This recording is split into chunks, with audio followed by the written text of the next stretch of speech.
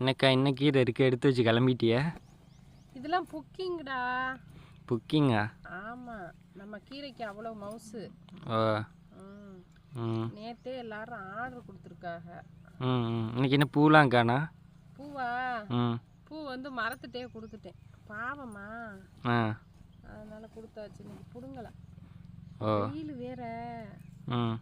அதனால நாளைக்கு வந்து பூ நிறையா இருக்கு. நாளைக்கு தான் பிடுங்கணும் வந்து. தாங்க முடியல. அதனால கிளம்பிட்டியே? அதனால கிளம்பிட்டேன். அங்கேயே அதை விட இருக்குடா வீட்டில். இங்கேயாவது ஓரளவுக்கு காற்றடிச்சு குளுக்குளுன்னு இருக்கு. இங்கே அங்கே சொல்ல முடியலை. இந்த சூரிய பகவான் ஏந்தே அப்படி படுத்துறாரு? யாரு மேலே உள்ள கோவத்தை இங்கே தாக்குறாருன்னு தெரியலடா.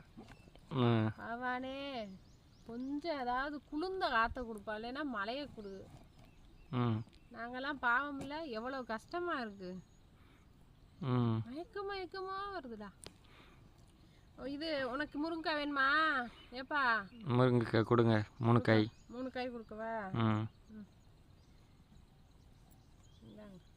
இது எல்லாமே புக்கிங்ப்பா. எங்கள் வீட்டு பக்கம் உள்ளவங்களே ஆர்டர் கொடுத்துறா. காயும் கீரையும் தேனாட்டம் இருக்கான்.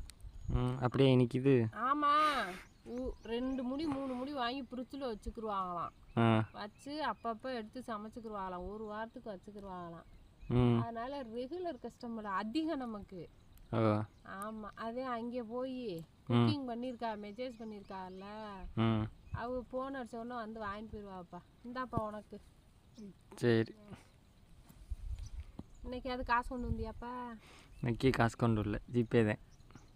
சரி சரி. நான் அப்படியே வாக்கிங் வந்தேன். அக்கா ரொம்ப நாளாக காணோம், பார்க்கல. இன்னைக்கு அக்கா இருக்காளே, அக்காட்ட கீரை வாங்கிட்டு போகணும்னு வந்தேன்.